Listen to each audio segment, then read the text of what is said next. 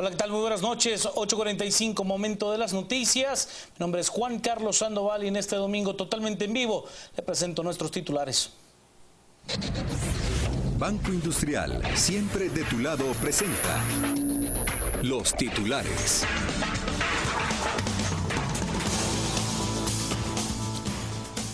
En titulares he de contarle que el máximo responsable de la Iglesia Católica, Óscar Julio Bian Morales, aboga por mantener a la CICIG en nuestro país.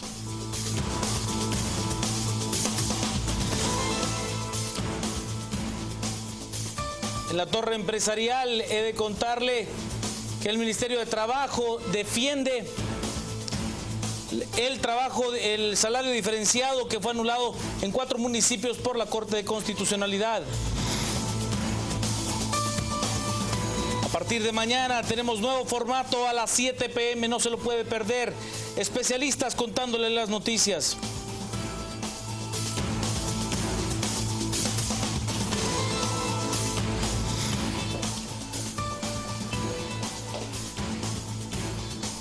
En el plano internacional, sabe usted, la pobreza podría aumentar nuevamente.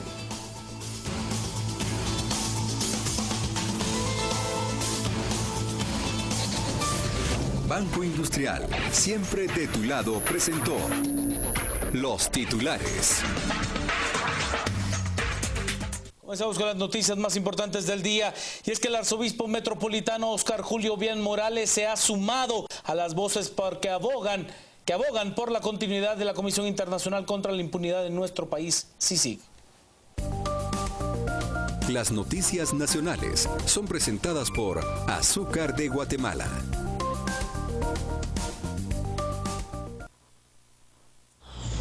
El jerarca de la Iglesia Católica, Óscar Julio Bian, manifestó que es importante la continuidad de la Comisión Internacional contra la Impunidad en Guatemala.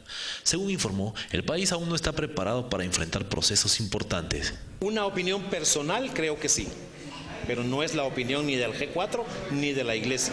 Personalmente, creo que sí debe seguir porque no estamos preparados para poder nosotros mismos hacer esa justicia que ahora está en manos también de la CICIG.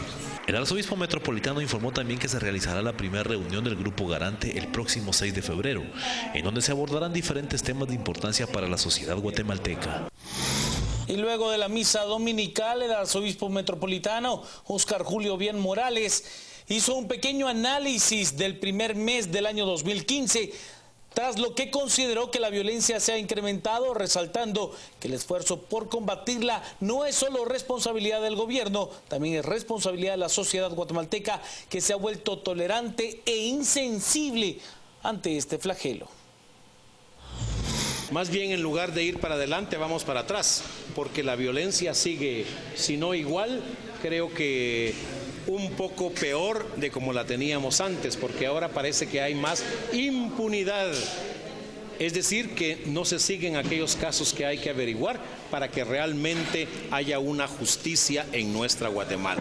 Y este es un pedido no solamente para el gobierno, sino para todos nosotros, porque todos somos responsables de que haya aquí en nuestra Guatemala esa quietud, esa paz que tanto necesitamos. Corte de Constitucionalidad de suspender provisionalmente la aplicación del salario diferenciado en 4 municipios del país. El encargado de la cartera de trabajo, Carlos Contreras, aseguró que se están analizando acciones legales en contra de la medida tomada por la CC.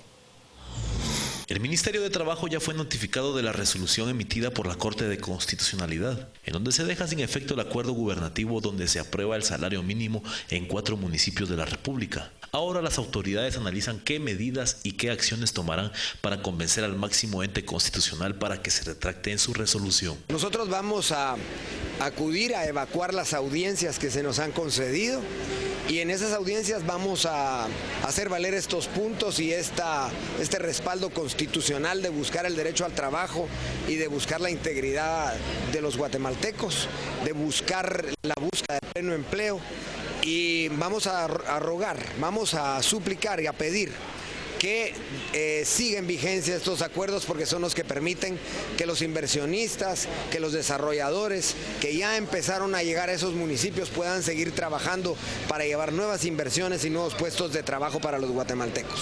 ¿Ya fueron notificados, ministro? Sí, hemos sido notificados de algunas resoluciones y están ya los cuerpos de abogados trabajando intensamente en ellas. Contreras informó también que luego de 3 años, finalmente se enviará un memorial a los Estados Unidos sobre la situación laboral del país.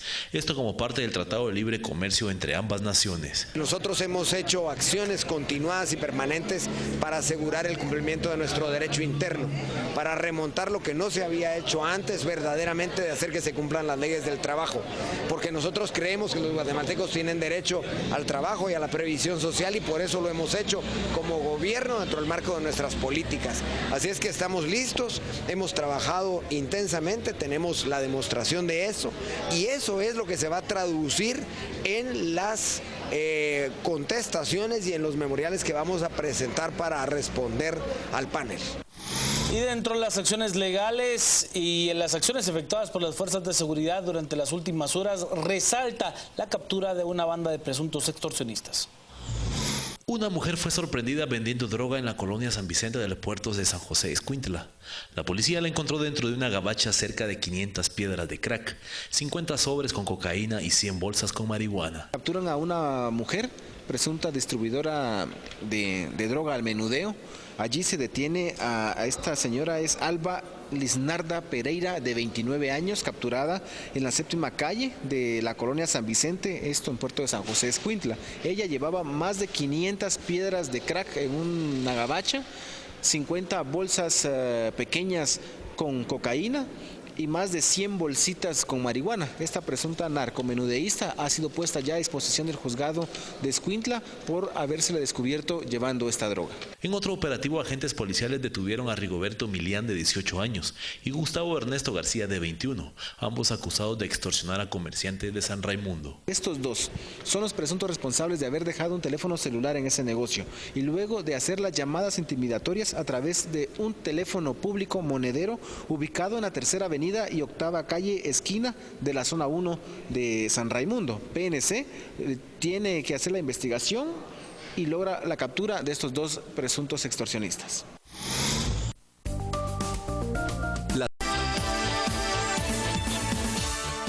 Es momento de seguir con las noticias más importantes del día, y es que el Comité Ejecutivo del Partido Libertador Progresista ha dado a conocer que ya cumple con los requisitos legales para participar en la próxima contienda electoral a realizarse en el mes de septiembre del presente año. Según indicaron, continúan con el ofrecimiento a Suri Maite Ríos Sosa para que ella acepte ser la candidata a la presidencia de esa organización política. Hemos cumplido con más del doble de los afiliados necesarios que nos requería el Tribunal Supremo Electoral. Solo en el mes de enero hemos presentado más de 25,000 firmas. El apoyo al Partido Libertador Progresista ha sido masivo. Estamos muy entusiasmados y esperando que el Tribunal Supremo Electoral lleve a cabo el proceso de depuración, el cual es por la transparencia y el apoyo tan masivo que hemos recibido, estamos seguros de que va a ser positivo y que el Partido Libertador Progresista estará participando en los próximos comicios. Estamos esperando la respuesta del Tribunal Supremo Electoral, la confirmación del Tribunal Supremo Electoral y ya la licenciada Suri Ríos tomará el tiempo necesario para hacer la confirmación y anunciarlo al pueblo de Guatemala. Y mañana a partir de las 7 p.m. le tenemos un nuevo formato, una nueva forma de presentarle las noticias en Canal Antigua, un noticiero de especialistas. Le contaremos lo más importante de las noticias nacionales, internacionales, deportivas, económicas, el tráfico, lo que esté sucediendo, un nuevo formato que usted no se puede perder. Nuevo año, nueva imagen, todo para que usted tenga de primera mano las noticias más importantes de Guatemala y el mundo, y es por eso que a las 7 p.m. se renueva donde usted es el principal protagonista. Esencialmente es tener especialistas contándonos el resto de las noticias de lo que ocurre. Las noticias no tiene apellido, no tiene ninguna otra acepción más allá de ser lo más importante que ocurra. Esto no implica que sean deportes, que sea economía, que sea el tráfico. Lo que más afecta a la gente se lo vamos a estar presentando con especialistas todos los días. Desde este lunes, usted ahora va a contar con información variada para conocer lo que sucede alrededor suyo. Para esto, Ana Lucía Mazariegos y Juan Carlos Sandoval lo estarán esperando para presentarle todo el acontecer nacional. Y junto a ellos, Marjorie Borán informándole de las noticias del mundo, Pablo Melgar en el acontecer deportivo, Sebastián Aguilar, participante del periodista que compartirá con ustedes sus opiniones vertidas en redes sociales, Reni Bake, quien lo estará guiando en materia económica, y Sergio Ceguera, quien le llevará lo que está sucediendo en el momento desde las calles. Vamos a contar con la presencia de diferentes expertos en los temas que estaremos nosotros dando a conocer. Estaremos sin lugar a dudas, sin dejar todo el contexto nacional y la actualidad de la información más relevante de Guatemala, del mundo, en deportes, redes sociales, tráfico, en fin, todo lo estaremos abordando acá. Usted es el principal invitado a presenciar los cambios y ser partícipe de las noticias. Así pues, no se puede perder a partir de este lunes la nueva imagen de A las 7 p.m. Hablemos de noticias internacionales y es que según la CEPAL, la principal amenaza para América Latina es la pobreza.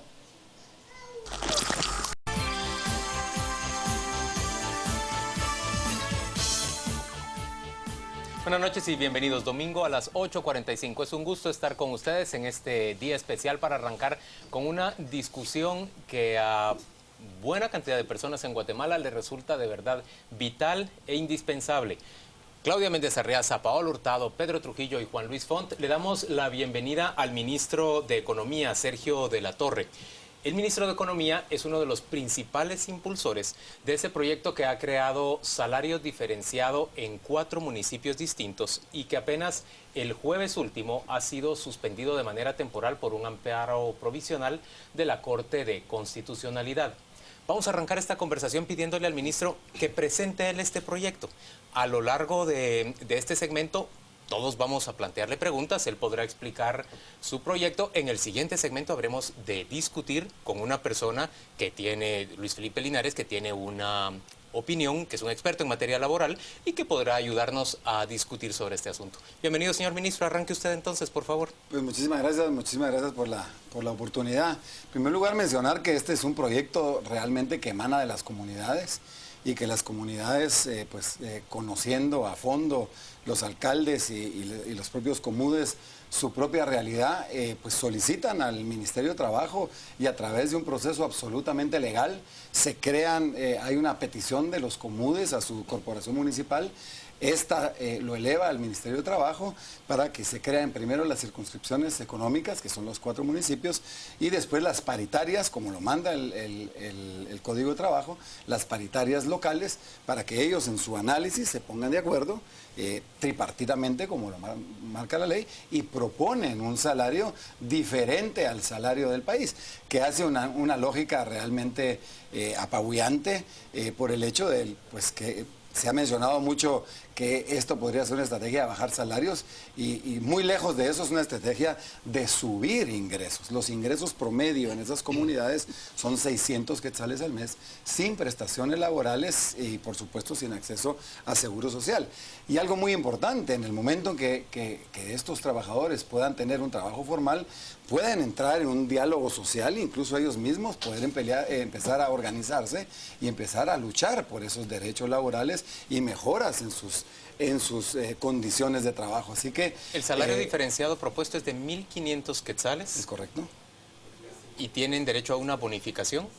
Son 1.200 quetzales más 250 de bonificación, más por supuesto sus prestaciones laborales, bono 14, vacaciones, aguinaldo y sobre todo, y algo muy importante, es seguridad social. Tienen acceso a la salud, por lo tanto, ahí hay derecho al trabajo y derecho a la salud. Ministro, usted trajo unas gráficas para ayudarse a hacer esta presentación. ¿Quiere hacer uso de la primera? Por favor, si me lo permiten. Ahí vemos una gráfica que sale de la encuesta de condiciones de vida, la última hecha por el INE, que es en el 2011, donde vemos en la barra amarilla el nivel de pobreza en cada una de esas regiones del país, en la barra roja cuál es el nivel de pobreza extrema en todo el país, y tal vez lo más interesante es la línea negra, que lo que marca es el ingreso promedio que hay en esas regiones, y vemos claramente que incluso en la región metropolitana, que es la que mejores ingresos tiene, no llega al salario mínimo, que hoy por hoy en Guatemala es de 3.375 quetzales cuando uno le suma todas las prestaciones laborales. Por lo tanto, los ingresos reales están muy lejos de alcanzar el salario mínimo, que hoy se ha convertido en el salario máximo. Señor ministro, déjeme plantearle una duda que a mí me dio desde el inicio. Si uno busca en cualquier municipio del país, va a haber personas que ganan 600, 500, 400 quetzales al mes. No es una realidad que se limita a estas 4 localidades donde se implementó el salario. Es una realidad nacional. Correcto. La percepción mía es que se encontraron los argumentos válidos con base en estadísticas y en indicadores para justificar por qué se implementa el salario mínimo en estas 4 localidades, pero percibo más bien que se encontraron los argumentos para algo que ya estaba definido, porque ya se habían detectado estos lugares como puntos para inversión de manufactura ligera o de inversiones como las que ustedes tienen planteadas, pero no es que estos respondieron a la necesidad de las comunidades, sino al revés. Bueno, creo que la gráfica es más que evidente, la necesidad de las comunidades es latente, no solo en esos 4 municipios, definitivamente estos fueron los 4 alcaldes que hicieron el trabajo de hacer sus estudios socioeconómicos, que suena muy sofisticada la palabra, pero es simplemente reconocer las necesidades y las realidades de sus comunidades, y se atrevieron a proponerle al Ministerio de Trabajo que se plantearan las paritarias y que por lo tanto ahí se decidiera cuánto es el salario que podrían ellos tener según sus circunstancias y que además podría traer... ¿No fueron los alcaldes desde el ministerio o el gobierno central para que ellos mismos plantearan esa demanda y se viera como que era una iniciativa desde adentro, pero era motivada desde el gobierno central? Bueno, creo que eso no tiene mucha relevancia. El asunto es que tenemos personas que ganan 600 quetzales al mes y sin ningún tipo de prestación laboral, y que además algo muy importante, solo en la ciudad capital se discute ese tema y no se le da voz al que no tiene trabajo. Los que lo discuten ya tienen trabajo. Los sindicalistas tienen trabajo, los dirigentes sociales tienen trabajo. Es más, los sindicalistas tienen trabajo, la mayoría en instituciones públicas que ganan hasta 18 salarios al mes. Es muy fácil hablar de que tenemos que tener un salario cuando tengo trabajo. Y en esto recuerdo una frase muy famosa de Ronald Reagan cuando había una discusión sobre el aborto. Y el presidente Reagan decía, es que los que están discutiendo sobre el aborto ya nacieron, es decir, ya tuvieron el derecho a la vida. Aquí el problema es que lo estamos discutiendo entre los que ya tenemos trabajo. ¿Por qué no traemos a estas tribunas a los que lo decidieron? A los comudes, a las comunidades, al que no tiene trabajo. ¿Por qué Usted dice que no es relevante los que lo hicieron, pero si es una decisión motivada, yo creo que sí es importante que eso se conozca, que fueron invitados por el gobierno para que hicieran esa solicitud. Porque es el corazón de su propuesta. ¿Por qué esos 4 municipios? ¿Por qué es importante San Agustín, Acazahuastlán, Guastatoya, Mazagua y Estanzuela? ¿Cuál es la situación de esos 4 municipios que los hace especialmente relevantes? Fueron más de 20 municipios los que se acercaron y estuvieron hablando del tema. Y estos ¿Hay otros municipios interesados? Bueno, hubieron otros municipios interesados. Hoy seguramente habrá muchos más, ahora que ven que es una realidad, ahora que ven que hay capacitación ya en esos lugares, que hay más de 100 empresas interesadas en invertir y llevar oportunidades de trabajo al interior del país. La realidad es que no hay trabajo en el interior del país. ¿Por qué creemos que se vienen las empleadas domésticas desde lo más recóndito de los lugares del interior del país y se vienen a Guatemala a ganar 1,000 quetzales al mes sin prestaciones laborales? Porque estoy seguro que muchos dirigentes sociales, sindicales, incluso el Procurador de los Derechos Humanos conoce perfectamente esta situación. Pero el Procurador de Derechos Humanos tiene un trabajo, los dirigentes sindicales tienen un trabajo, yo tengo un trabajo. Los que no tienen un trabajo. ¿Por qué se vienen de los otros lugares?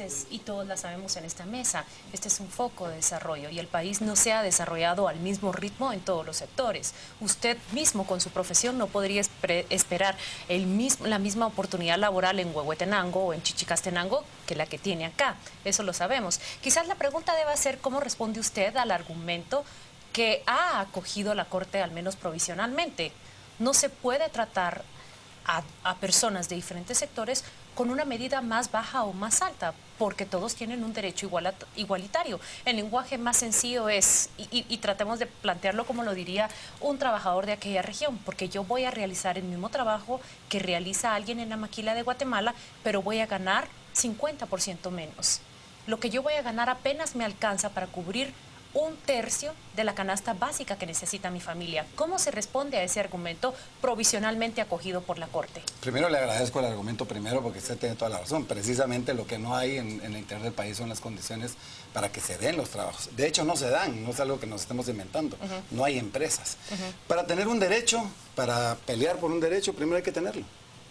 Estas personas no tienen, no podemos decir que estamos hablando de diferenciación de derechos porque no tienen un trabajo. Hoy no tienen el trabajo, por lo tanto no pueden pelear derechos que hoy no tienen. Y no estamos hablando de bajar ingresos, estamos hablando de triplicar ingresos. El salario diferenciado con todo y prestaciones en promedio son 2.140 quetzales al mes. Es más del triple de lo que hoy esos trabajadores están ganando ahí. Eso sí es pelear por un derecho, el derecho al trabajo. La justicia, diría yo, porque yo lo que le diría a los magistrados de la Corte es que la justicia es uno de los principales derechos del ser humano. Y la justicia es tener una oportunidad de empleo. Ministro, vamos a ver si yo me aclaro con esto. Si lo que se trata es de traer inversiones y por eso el salario de 1.500, que triplica el de la zona, se ajusta o se acopla a la empresa que viene a invertir, esa misma filosofía la podemos poner en Carretera El Salvador, en cualquiera, es decir, donde viene porque evidentemente la empresa no va a venir a otro sitio donde el salario sea 3.300 que sale. ¿No será que estamos discutiendo y forzando un argumento cuando el argumento de base es que el salario tiene que estar liberalizado? Y entonces estamos creando unas condiciones discursivas que no se sostienen bajo ningún punto de vista. Si va a venir una empresa a 1.500, pongamos 1.500 todo el país. Porque si no, lo que estamos diciendo a la empresa, váyanse a Guastatoya. Claro. Y encuentren lo que hay. ¿No será que la presión sindical hay que tirarla con argumentos racionales estudiados por economistas donde el salario mínimo solo genera paro y desempleo? Y lo que hay es que liberalizar los salarios. ¿No sería ese argumento? Bueno, ese podría ser un argumento a discutirse si es el salario mínimo y que de hecho podría suceder que sea el salario mínimo lo que está provocando. Recordemos que tenemos 83% de informalidad en Guatemala. De 6.2 millones de guatemaltecos en edad de trabajar, 5 millones están en la informalidad y en condiciones precarias como lo veíamos en la encuesta nacional de condiciones de vida. Por supuesto que debería de ser una de las discusiones. Pero algo que no cuadra, digamos, en eso que Pedro preguntaba, es que lo que pasa es que en la ciudad de capital existen las condiciones, existen los servicios, la productividad, la educación. Por lo tanto, aquí es donde se dan los trabajos de salario mínimo y no en toda la capital, porque vemos que el promedio de ingresos en el área metropolitana es considerablemente menor al salario mínimo. Pero también me preocupa lo que revela su gráfica, y si podemos en producción nuevamente presentarla, es que en ese lugar, en el área metropolitana que cita usted, donde se supone que se cumplen más las funciones de control de ese salario mínimo, es también donde la economía informal aparece más baja, más amplia, ¿no? Es la última, metropolitana. La azul es la informalidad. Sí, la informalidad parece, es cierto, es más baja. Tienes toda la razón. Es evidente que la informalidad y la pobreza pues tienen una relación enorme. Es cierto que no todos los informales son pobres, pero lo que también es cierto es que todos los pobres son informales. Y eso, digamos, esta medida, que además vale la pena mencionar, que es... hay otras grandes medidas que estamos impulsando para la generación de empleo, para la competitividad del país, la atracción de inversión. Esta es... va a entrar a formar parte de esta estrategia global que nosotros hemos presentado de la generación más de 1 millón de plazas de trabajo. Ministro, yo tengo 2 preguntas y me temo que se nos termine el tiempo. La primera tiene que ver con esos 4 municipios. Si una persona en uno de esos 4 municipios ya goza del salario mínimo generalizado en el país, puede correr el riesgo de que se le reduzca, puesto que está autorizado en ese municipio un salario reducido. ¿Puede correr el riesgo de perder parte de sus ingresos y pasar a un salario diferenciado? Absolutamente no, porque los salarios diferenciados se fueron definidos para manufactura ligera de exportación. No hay ni un solo salario en esos 4 municipios de manufactura ligera para la exportación. Así que nadie que hoy tiene su salario mínimo o más del mínimo en esos 4 municipios puede tener un salario menor al que hoy tiene. La otra pregunta que tengo es que en el país, desafortunadamente, pareciera que nuestras grandes posiciones de ventaja o nuestros grandes argumentos de competitividad tienen que ver con salarios bajos y con exoneración de impuestos. ¿Hay manera de salir de ese círculo en Guatemala? No puede ser que siempre compitamos por las plazas más baratas, por los empleos más baratos, mientras existe en el mundo, en nuestra propia región, otros empleos que pueden buscarse. Nada más lejos de la realidad. La Agenda Nacional de Competitividad que lanzamos desde el primer año de gobierno, en su pilar principal habla del desarrollo del recurso humano y del ser humano en su conjunto, en temas de educación, capacitación, salud, y por supuesto ahí planteamos todo lo que es necesario en temas de infraestructura, apertura comercial, de regularización. Es decir, toda la agenda de competitividad no está basada ni en salarios diferenciados ni en exoneración de incentivos fiscales. Son parte de una estrategia transitoria que, como uno de los alcaldes bien lo dice, y los invito de verdad a que inviten a esta tribuna y a otras tribunas a los que lo decidieron, a los comudes, a los miembros de las paritarias y a los mismos alcaldes. Un alcalde dice muy claramente, esto es una estrategia de que es la punta de la pita, dice él. ¿Por qué? Porque de la punta de la pita los vamos a ir jalando.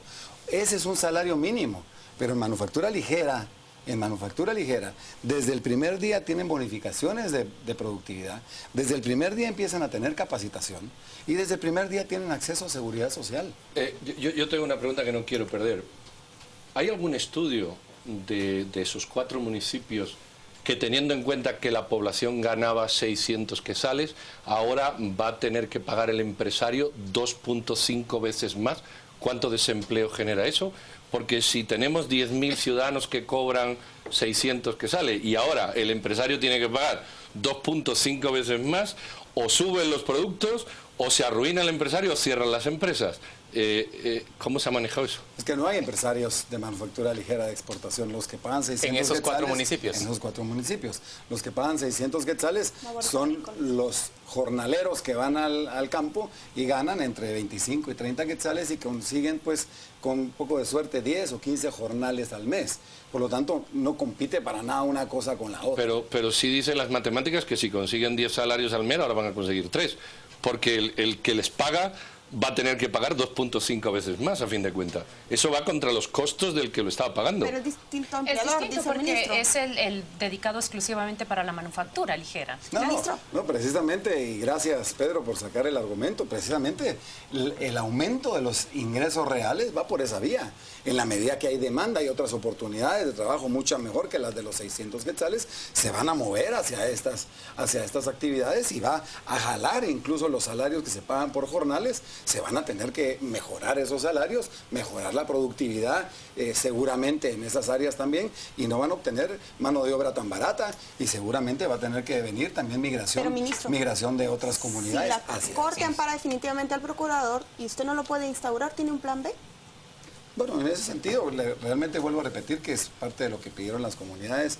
Esperaríamos que la Corte no lo ampare definitivamente, sería ir en contra de los derechos humanos, del derecho al trabajo, de la dignidad de las personas, del derecho a la salud, y sobre todo le tendrán que responder a esa gran expectativa de trabajo que hay hoy en las 4 comunidades. Hoy ya hay alrededor de una cola de 600, casi todos son mujeres, alrededor del 70%, que están entrando ya en un proceso de capacitación con la expectativa de tener un ingreso de por lo menos 1.500 quetzales. Don Sergio de la Torre, gracias por acompañarnos a las 8:45. Vamos en este momento a la pausa comercial. Volvemos dentro de muy poco con el señor Luis Linares para discutir sobre este mismo tema, salario mínimo diferenciado en 4 municipios del territorio nacional.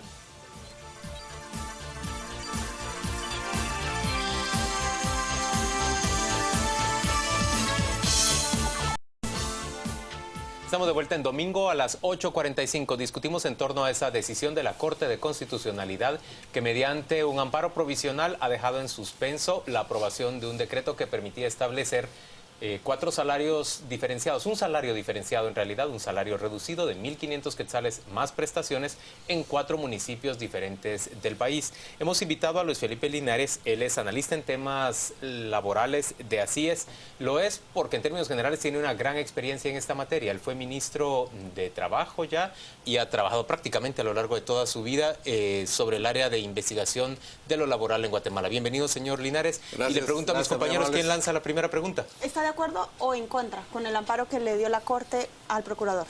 De acuerdo con ese amparo porque creo que está bien fundamentada la posición del procurador.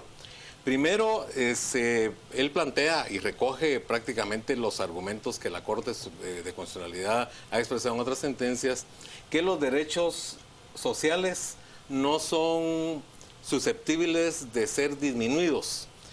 Hay un principio de progresividad de los derechos sociales. Por ejemplo, el descanso a la maternidad es un derecho social. Se puede subir el periodo de descanso postnatal, pero no se puede bajar, porque lo ideal es que la madre pase el mayor tiempo posible con el niño. Entonces, de acuerdo a las condiciones de los países, en Europa están ahora con 2 años de licencia postnatal. Entonces, no puede haber reducción, salvo que haya unas situaciones de proporcionalidad y racionalidad, que sea razonable desde el punto de vista del objetivo que se busca. Pero en este caso el problema es que lo que se busca es ofrecer a unos empresarios que van a venir, y en los pueblos se piensa que van a llegar en caravana, va a ser una caravana más numerosa que la del Zorro. Se piensa que van a llegar en cantidades porque hay un salario que es más bajo, la mitad casi, que el salario vigente. Pero se parte de la cuestión de que, bueno, se ganan 30 quetzales diarios y entonces con 1.500 van a estar pues muy satisfechos. Yo soy de San Agustín de Cazahuastlán. Los datos que tengo es que en las aldeas de la Sierra de las Minas, la parte media, Chanrayo, Tecuis, El Cimiento, ahí se pagan 40 quetzales diarios. Pero es para un trabajador que vuela machete y solo trabaja con el machete y el asadón. En el área alrededor del pueblo, en los regadíos, se pagan entre 50 y 60 diarios, también para el trabajador agrícola. Muy por debajo del salario mínimo. Muy por debajo del salario mínimo, pero estamos hablando de pequeños propietarios informales. Y aquí estamos hablando de empresas formales que van a venir. La pregunta y es, el salario mínimo, y es que el salario mínimo tiene que fijarse con 2 criterios: las necesidades del trabajador y las posibilidades de las empresas. Entonces aquí solo estamos viendo, solo está viendo la necesidad del trabajador y planteando una falsa disyuntiva entre derecho al trabajo o derechos en el trabajo. Luis, pero con ese criterio... Eso es una moneda de 2 caras que es inseparable. Pero con ese criterio, ¿por qué sí aceptar el salario diferenciado agrícola no agrícola? ¿Y el de maquilas? Es que el salario diferenciado en sí no es problema. Puede haber salario diferenciado por actividad económica, puede haber salario diferenciado por área geográfica, siempre y cuando se justifique desde el punto de vista de las condiciones particulares de cada zona o de cada actividad económica. Ahora, lo que no se puede hacer, según estos principios que he mencionado, y el convenio 131 de la OIT sobre los salarios mínimos, es reducirlos. El salario vigente en San Agustín para cualquier actividad agrícola era el salario mínimo del año anterior. Entonces, se podría diferenciar a partir de ese momento y comenzar a diferenciarlo, así como pasó con la maquila, por ejemplo. Pero no reducirlo. Pero lo que yo no entiendo es si la canasta básica tiene el mismo valor. ¿Por qué sí se admite la diferenciación? Porque al final el producto que uno compra es el mismo. Pues lo que pasa es que aquí en Guatemala no tenemos canastas básicas a nivel departamental y canastas básicas regionales, y sí hay diferencias, porque, por ejemplo, el frijol no cuesta lo mismo en la capital de Guatemala que en Cobán. Pero el aceite es más caro en Cobán que aquí, por el transporte. Entonces las canastas básicas tienen ciertos, al final se van casi nivelando. Entonces por eso es que se abandonó hace muchos años, en los años 70, lo de las circunscripciones económicas, que había zonas económicas de trabajo, y en esas zonas había diferentes salarios. Pero como se fueron acercando todos, pues al final dijeron, dejemos un solo salario para actividades agrícolas y no agrícolas, que antes también eran diferentes y después se fueron acercando a que ahora el salario agrícola y no agrícola es el mismo.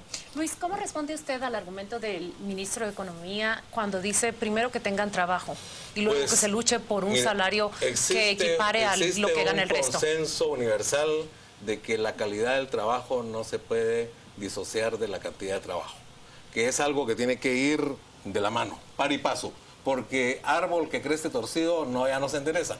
Ya no es porque eso es lo que pasó con la maquila aquí en Guatemala, que comenzaron las maquilas a trabajar, no hubo un efectivo control, no hubo el cumplimiento, el compromiso que decía respetar la legislación laboral, y por eso es que hubo tantos problemas en la maquila en Guatemala. Porque los maquiladores no vinieron porque Guatemala fuera muy atractivo, vinieron porque tenía una cuota en la distribución del mercado estadounidense. Entonces, no se puede disociar una cosa de otra, tiene que ser a la par. Y porque lo de la negociación colectiva, que podrán negociar colectivamente, ¿cuántos sindicatos hay en la maquila en Guatemala? Ninguno. Por la falta de negociación colectiva en el sector privado es que es también fundamental esa institución del salario mínimo. Pedro mencionaba fuera de cámaras, en Finlandia, en Noruega, en Dinamarca, no hay salario mínimo, en Alemania tampoco lo había hasta hace poco, pero porque ahí la negociación colectiva es la que suple, hace innecesaria la presencia del Estado en este tema, porque empresarios y trabajadores negocian libremente los salarios a partir de ramas de actividad económica. Luis, yo tengo una pregunta que creo que es la pregunta de fondo. Si no se puede usar como una ventaja competitiva la diferenciación salarial, una reducción salarial en determinadas circunscripciones, ¿qué queda realmente en Guatemala para incentivar la generación de empleo en determinados municipios? Digamos que el Estado en su planificación elija 4 o 5 municipios porque le parece que se encuentran ubicados en una posición geográfica especialmente buena, porque tienen un volumen de población que requiere de empleo.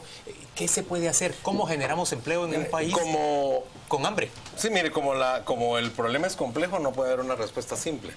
Para crear empleo se necesitan toda una serie de condiciones que tienen que ver con la infraestructura, con los puertos, con la inversión en educación, salud, con la mano de obra capacitada. Pero nosotros Luis, aquí capacitamos. Pero eso me habla de 20 años plazo y el hambre es actual. Bueno, puede haber soluciones intermedias. Las pasadas las discutimos. ¿No era esta una solución intermedia? Pues no, porque y también pasajera. Porque el día que haya otro país que esté ofreciendo salario más bajo, se van. Porque es industria ligera, que así como viene, así se va. Entonces tampoco es sostenible, es efímera. Por eso se le llama competitividad espuria, por ser pasajera, por dar la impresión de ser competitivos. Y aquí también hay otro elemento que no se ha considerado, y es el hecho de que vamos a tener problemas con los Estados Unidos, porque el Tratado de Libre Comercio, el capítulo laboral, prohíbe disminuir las condiciones de la legislación en materia de derechos fundamentales del trabajo, sindicación, negociación colectiva, edad mínima para trabajar, y también prohíbe que se haga en materia de jornadas de trabajo, de salario mínimo y de condiciones de trabajo. Porque en otros países, para competir, lo que han hecho es pasar la jornada ordinaria de 8 a 12 horas o hasta 15 horas. Y en otros países pues también ha optado por la reducción salarial. Luis, pero si el Estado ampara al procurador, también uno se pregunta si la Corte, ¿dónde está la protección también constitucional de proteger a los que están ganando 600 o no están ganando nada y están en situaciones de pobreza que vulneran incluso porque esa protección no puede ser a costa del ordenamiento legal, no puede ser a costa de los derechos ya establecidos, porque hay una realidad. Paola tiene un sentido. Si hay gente ganando 600 quetzales, ¿por qué nadie los protege? Sí, pero mire, como les decía, porque esas personas están ganando 600 quetzales, son los subempleados, los que trabajan 4 horas en actividades elementales que no son elegibles para ese tipo de actividades. No son elegibles para la manufactura ligera, porque eso necesita otras habilidades, necesita motricidad fina, que no la tiene el que está acostumbrado solo a trabajar con el asadón. Entonces, por eso les decía que el tema es las necesidades del trabajador, la realidad laboral, pero las posibilidades de las empresas. ¿Qué tipo de empresas van a venir? Empresas que solo pueden pagar sueldos de hambre, porque ese salario no alcanza ni siquiera para cubrir para que lo único que alcanza es para comer tortillas, frijol, sal y pero azúcar. ahora están trabajando con 600 quetzales. No es tan cierto. Bueno, salvo que nos haya mentido el ministro. Mire, lo que pasa es que están tomando un dato del dato del mínimo que por lo menos yo lo que revisé en San José de Azabastán no son 30, son 40. O sea, ahí tenemos que saber. Digamos que están ganando 1.200 Pero al mes. lo que estamos viendo es, por ejemplo, en la manufactura, en la industria manufacturera rural, el salario mínimo, en la informal, el salario promedio, según la encuesta de condiciones de vida, es 1.400. En la manufactura informal, o sea, en un taller de sastrería. En la manufactura formal, en los rurales, 2.600. Entonces, yo comparto la necesidad y creo que se podría haber fijado un salario mínimo, pero no con una baja tan fuerte. Podría ser tomando en cuenta estos parámetros. Hay una pregunta que nadie contesta en esto de los salarios mínimos, y es ¿cuánto pierde una empresa que está pagando un determinado salario y por imposición externa le duplican los costos? Esos estudios, ¿quién los hace? Porque yo veo grandes discusiones sindicales, políticas, intelectuales. Dicen, no, esto es lo mínimo que tiene que tener. Y mi pregunta es, una empresa que se sostiene pagando una nómina, cuando tiene que pagar el doble, ¿se hace algún estudio de esto? Porque evidentemente... Pero ninguna tiene que pagar el doble de la noche a la mañana. Si el salario mínimo aumenta 5, 8, 10% al año. Bueno, el ministro ha hablado de 2 veces y media aquí. O sea, no ha sido una frase... Lo que yo entiendo es que en estos sectores no existe tal empresa los incrementos en el salario mínimo para las empresas son de 5, 8, 10%. Pero, por ejemplo, miremos las empresas de seguridad, que no pagan el salario mínimo. Y le pagan 2.000 quetzales a un agente que trabaja 18 horas diarias. Pero ellos cobran 5.000, 6.000 quetzales por esa plaza de trabajo. Sí. ¿Estarán esas empresas sin imposibilidad de pagar el salario mínimo? Hombre, dicho así no, pero... Las empresas constructoras. Hay 30.000 trabajadores de la construcción afiliados a la Seguridad Social, que son los que tienen prestaciones.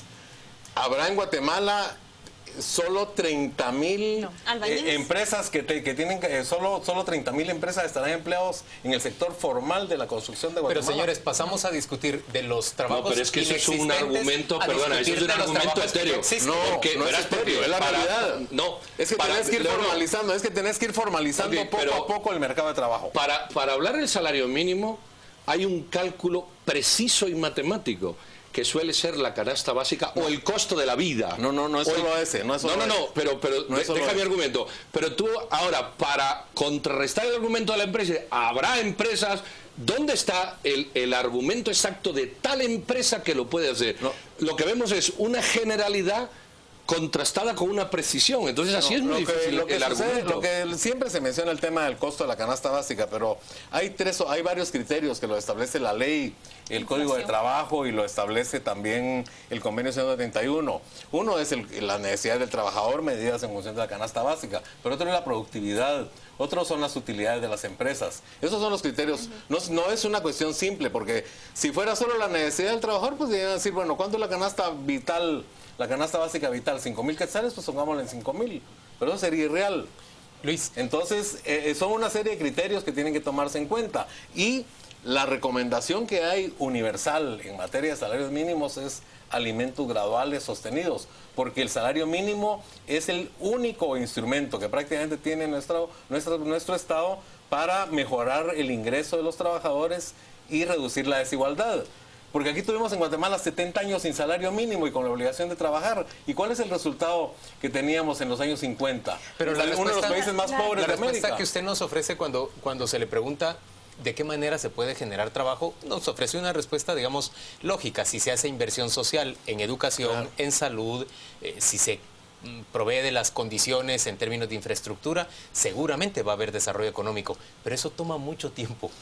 Y el país no ha sido precisamente coherente y constante para producir esa clase de condiciones. Cinco estudios que ha hecho la OIT en países, en igual número de países, sobre el salario mínimo, señalan, y están estudiados Uruguay, Chile, Perú, Bolivia y un país centroamericano, no sé si es Salvador o Honduras. Y la conclusión de esos 5 estudios, de esos 5 países, es que el salario mínimo se cumple en la medida que el Estado tenga capacidad para hacerlo cumplir. Y el ministro de Vigilancia del Estado. El ministro de Trabajo, en la presentación del ENEI del año pasado, en donde se vio un incremento en los diferentes sectores, tanto a nivel metropolitano como resto urbano como rural, decía que la única explicación que se veía para ese incremento que hubo de un año para otro no es del salario mínimo, sino que en el ingreso real de los asalariados de una encuesta de octubre de 2013 a octubre de 2014 era un mejor funcionamiento de la Inspección de Trabajo. Entonces, en Guatemala el pastel de la producción nacional, el 35% lo reciben los trabajadores y el 65% los empresarios. En los países donde hay un nivel de bienestar razonable, la proporción es inversa.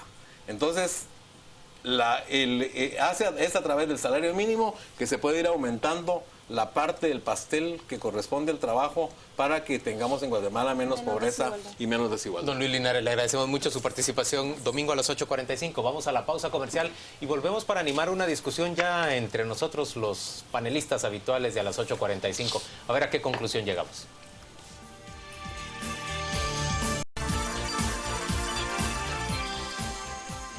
De vuelta a las 8:45, discutimos ahora entre los presentadores de su noticiero sobre las dos entrevistas que acabamos de presenciar. Vimos al ministro de Economía, Sergio de la Torre, quien promueve el salario diferenciado en 4 municipios, y vimos a Luis Linares, exministro de Trabajo, quien es más bien crítico de esa iniciativa y está de acuerdo con la resolución de la Corte de Constitucionalidad que ha amparado provisionalmente al Procurador de Derechos Humanos. Ha quedado en suspenso la aplicación de esos salarios diferenciados. ¿Quién quiere arrancar con su discusión? La pregunta es, ¿a quién lo persuade y qué argumentos le persuaden?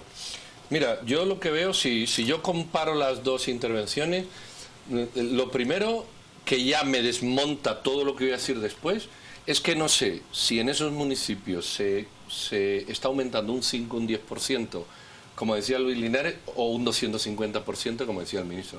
A partir de ahí, todo lo que hablemos está sobre una base absolutamente desconformada. Teórica. Porque no es lo mismo subir 5 o 10% que subir 250%. O sea, a partir de ahí lo vamos a ver. Lo segundo es, si se admite que un salario menor atrae inversión, bueno, pues entonces lo que no podemos es hablar de 3 salarios, sino que la inversión hay que fijarla sobre lo menos admisible. Lo tercero que yo he hablado, y en este caso es con Luis Linares, es que yo veo que aquí hay argumentos precisos para ciertas cosas y etéreos para otras. Por ejemplo, no, para subir el salario mínimo se hace un cálculo, porque eso es un cálculo numérico, se hace un cálculo matemático donde influyen costos, etcétera. Pero en cambio, cuando yo pregunto, y le he preguntado a los dos y no me he quedado satisfecho, bueno, ese cálculo lo acepto, es un cálculo matemático. Pero ¿quién calcula cómo eso incide en las empresas? Las empresas ganan mucho.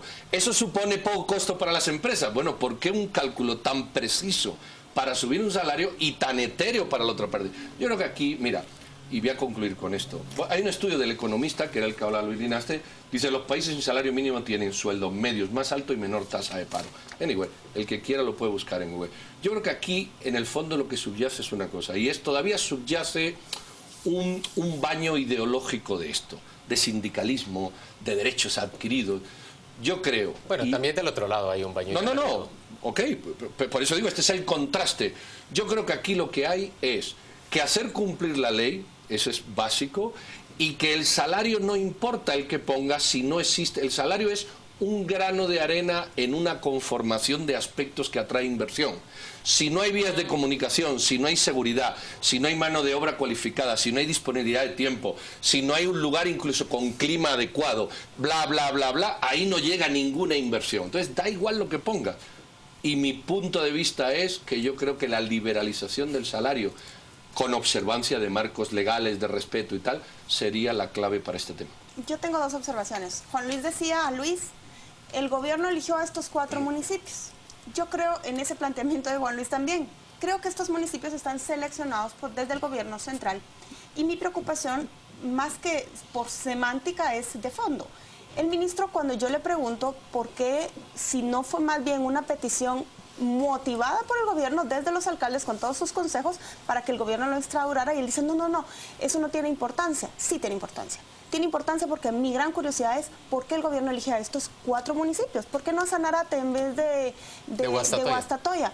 ¿Por qué no La Gomera en vez de...? ¿O por qué no los municipios de esa región que están más golpeados por el hambre? Y partiendo de una mentira o de una transformación de la realidad, a mí esto ya no me pinta tan claro, ya no me están diciendo la verdad, porque no me dice el gobierno, elegimos estos 4 municipios y se encontró que estos cumplen con este perfil de pobreza con los que podemos hacer esta inversión. ¿Les parecerá cuestión de forma? Para mí no lo es. Y lo otro que me preocupa es que el ministro no tiene un plan B. Sabiendo que el marco legal podía ser susceptible de un amparo de la Corte de Constitucionalidad, no tienen una alternativa. Yo me quiero enfocar más en una cuestión de fondo y tiene que ver mucho con una pregunta que Juan Luis le planteó tanto a Luis Linares y a Sergio de la Torre. Creo que no hay plan B, porque en realidad el plan B es esta medida y ni siquiera sería un plan B, es un plan de emergencia, es paliar crisis, es apagar fuegos, salir a definir un salario diferenciado en 4 municipios, que Paola tiene mucha razón, ¿por qué se seleccionan estos? Porque si se apunta hacia un desarrollo o hacia una competitividad, no son elegidos, por ejemplo, los municipios que están más golpeados por el hambre, por ejemplo, por las sequías o por todos los fenómenos que pueden afectar a aquella región?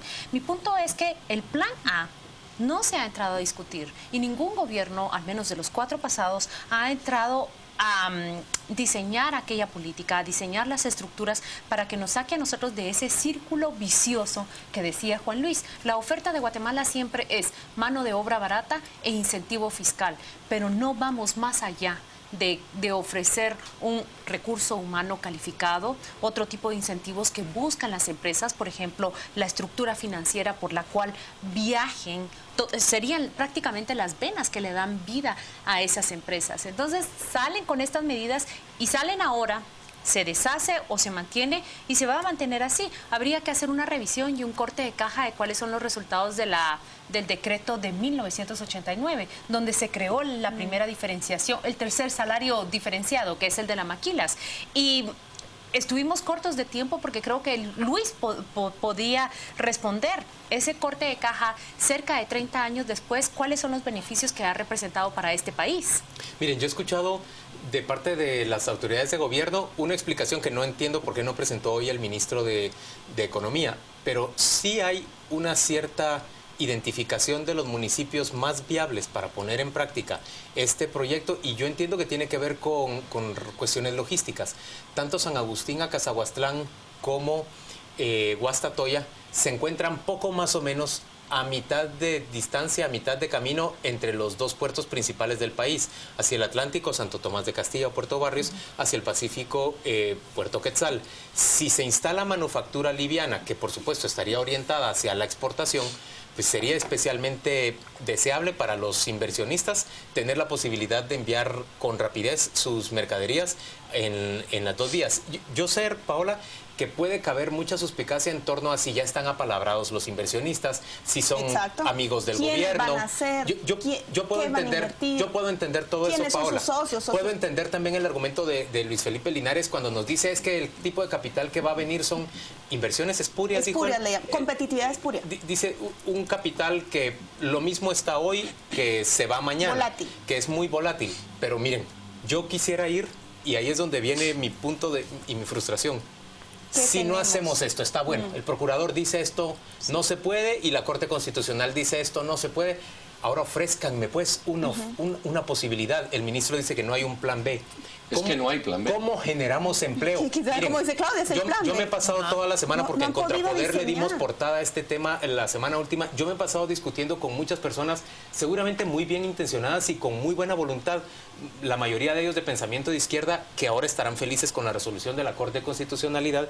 Y ellos me planteaban una respuesta poco más o menos la que da Luis Felipe Linares, que es un experto, y decía: en la medida en que no haya inversión social en educación para mejorar una mano de obra más calificada, para generar una mano de obra con salud, digamos, en mejores condiciones de trabajo, en la medida en que no haya inversión en condiciones de competitividad, como decía el ministro, logística, carreteras, puertos, todo lo demás, Pero señores, eso toma 20, 30 años de perseverancia y de constancia en un país que no está acostumbrado a ser constante en sus decisiones, ni siquiera en educación. Si nos ha tomado cuántos años, señores, y no hemos logrado ni completar la primaria. Lo que pasa es que uno de los factores... Pero el hambre es de hoy. Pero uno de los factores... Lo que pasa es que hay gente con visión intervencionista que cree que desde la gestión centralizada se pueden ordenar estas cosas. Uno de los factores del índice de competitividad es la flexibilidad en la contratación y despedida de empleo. Y de los peores es Guatemala. Es decir, tú aquí contratas a alguien y te casas con él para toda la vida. Bueno, eso que suena a broma, es que es un derecho del trabajador. Bueno, es un derecho del trabajador. ¿Por qué? Yo establezco una relación contigo y se ve, yo lo decía, en las profesiones liberales. En las profesiones liberales, ojo, cuales quieran que sea, abogado es liberal, pero plomero también. Plomero también es liberal, tanto como abogado. Y tú no ves el salario mínimo de los plomeros. Y los plomeros cobran poco, porque si lo dices a los abogados, hombre, los abogados, no existe salario mínimo en los plomeros. ¿Por qué tú te arreglas con un plomero? ¿Por qué? Pedro, ¿por qué no te puedes arreglar con otro tipo de pasando por profesiones? alto que la realidad de este país es una masa de trabajadores sin acceso a la educación, sin otra calificación que no sea para la de ser labriegos. Por eso es indispensable un salario mínimo. Si yo no estoy en contra del salario mínimo. Yo es que creo que no, ese argumento... yo lo que estoy planteando, por favor, es que no vale, hay fincas en las que se pagan 20 quetzales diarios. No, escucha, el individuo, aquí hay una cosa que se llama el costo de oportunidad, que también los economistas llevan años estudiándolo. Tú trabajas por el salario al que tú le das el valor que tú quieres. Y como el valor que cada uno le da es un valor relativo, producto de su esencia, el que tiene 8 hijos tiene un valor, el que no tiene hijos tiene otro valor, el que trabaja por la noche y duerme por día tiene otro valor. Aquí lo que se trata es de una visión central, unificar los valores que son subjetivos y poner un único precio. Y eso contrasta con la realidad, porque posiblemente tú estés dispuesto a trabajar por 100 pesos y no me preguntes por qué, y yo no esté dispuesto a trabajar por 100 pesos y no me preguntes por qué. ¿Por qué tiene que venir alguien a decir que son 120? Pedro, pero o se son ha dicho, 80? los Ese salarios mínimos se han definido más bien como una garantía. Una garantía para el trabajador. Una garantía para es que el no, tú no te das cuenta. Y trabajadores de estados como este, Pedro. Luis tenía un argumento que a mí me parece persuasivo, que en países como Finlandia no es necesario, porque hay consensos, hay pactos como sociedad, no solo desde el sindicalismo, que permiten la garantía de que el trabajador, el valor que le ponga no va a vulnerar sus derechos. ¿Qué garantía te da eso? Es que no solo es la gran competitividad del trabajador.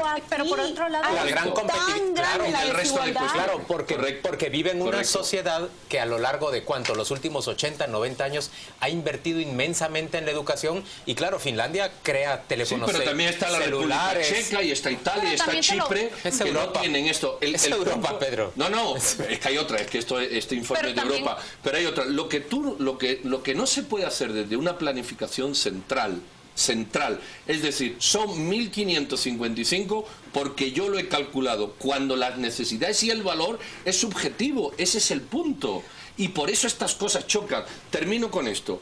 Una señora que tenga un kiosco de chuco y que se haya arreglado con su dependiente una subida de sueldo a 1.500 siquiera, es muy posible que tenga que cerrar y despedirlo.